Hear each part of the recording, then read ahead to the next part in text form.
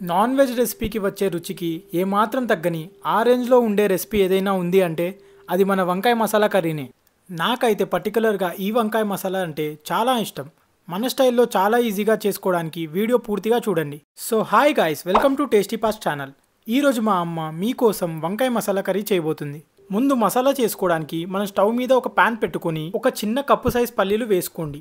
ఒక స్పూన్ ధనియాలు, ఒక స్పూన్ జీలకర్ర, ఒక 5-6 లవంగాలు, 3 ఇలాచీలు, 2 చిన్న సైజ్ చెక్క వేసి అలా కలుపుకోండి. మీడియం ఫ్లేమ్లో పెట్టుకోండి, లేదంటే మాడిపోతుంది. కొద్దిగా చిన్నగా కట్ చేసిన ఎండు కొబ్బరి, 2 స్పూన్స్ నువ్వులు వేసుకొని 1 నిమిషం మీడియం ఫ్లేమ్లోనే పెట్టుకొని ఫ్రై చేసుకోండి. ఇలా నువ్వులు చిటపటలాడేటప్పుడు ఒక ప్లేట్లోకి తీసుకోండి. నార్మల్గా ఫ్రై చేస్తే సరిపోతుంది మన మసాలాకి. కొంచెం చల్లగా అయిన తర్వాత ఇప్పుడు మిక్సీ గ్రైండర్లో మనం ఫ్రై చేసినవి వేసుకొని మెత్తగా గ్రైండ్ చేసుకోండి. అందులోనే ఒక పెద్ద సైజ్ ఉల్లిపాయ, ఒక చిన్న బాల్ సైజ్ చింతపండు వేసి కొంచెం వాటర్ పోసుకొని మెత్తగా గ్రైండ్ చేసుకోండి. అందులోనే ఒక 2 స్పూన్స్ కారం. స్పైసీగా ఉంటేనే మన మసాలా వంకాయ కర్రీ పర్ఫెక్ట్ ఉంటుంది. మీ టేస్ట్కి తగినట్టుగా సాల్ట్ వేసుకోండి. నార్మల్గా అయితే 1 స్పూన్ సరిపోతుంది. 1 స్పూన్ పసుపు వేసుకొని మెత్తగా గ్రైండ్ చేసుకోండి. మసాలా పేస్ట్ గట్టిగా ఉండాలి, ఇలా మరీ వాటర్ పోసేయకండి. ఇప్పుడు స్టవ్ మీద ఒక ప్యాన్ పెట్టుకొని అందులో 5 స్పూన్స్ ఆఫ్ ఆయిల్ వేసుకోండి. మసాలా కర్రీకి ఆ మాత్రం ఆయిల్ ఉండాల్సిందే. 1 స్పూన్ జీలకర్ర వేసుకోండి.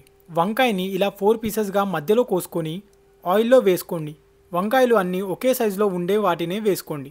వంకాయ మసాలా అంటే ఈ నల్ల వంకాయలతోనే కాకుండా తెల్ల వంకాయలతో కూడా చేసుకోవచ్చు. తెల్ల వంకాయలతో మసాలా కర్రీ ఎలా చేయాలో పైన మీకు కనిపించే లింక్లో ఉంది. అది చూసి ట్రై చేయండి, టేస్ట్ అదిరిపోతుంది.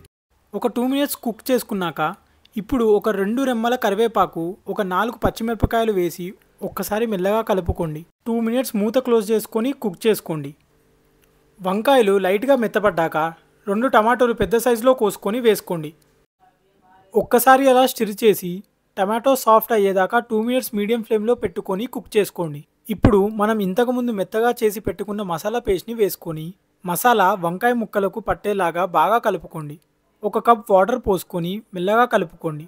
వాటర్ కొంచెమే పోసుకోండి, అప్పుడే మసాలా వంకాయ చిక్కగా పర్ఫెక్ట్గా అవుతుంది. ఇప్పుడు మూత క్లోజ్ చేసుకొని మీడియం ఫ్లేమ్లో పెట్టుకొని ఒక 15 మినిట్స్ కుక్ చేసుకోండి.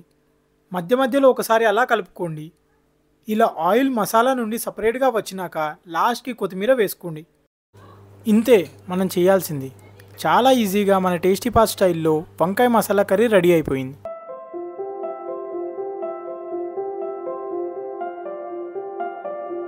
ఈ మసాలా వంకాయ కర్రీని బగారా రైస్తో కలుపుకొని తింటే ఆహా, నేనైతే ఇప్పుడు ఇది తినేస్తా. మీరు ఈ రెసిపీ ట్రై చేసి కమెంట్లో ఎలా ఉందో చెప్పండి. నెక్స్ట్ వీడియోలో ఇంకా మంచి రెసిపీ చూపిస్తాను, సబ్స్క్రైబ్ చేసుకోండి. ఇక్కడ కనిపించే లెఫ్ట్లో ఉన్న ఆంధ్రా స్టైల్ సొరకాయ ఎండు రొయ్యల కర్రీ, ఇంకా రైట్కి ఉన్న స్పైసీ మటన్ కర్రీ ఎలా చేయాలో చూసేయండి.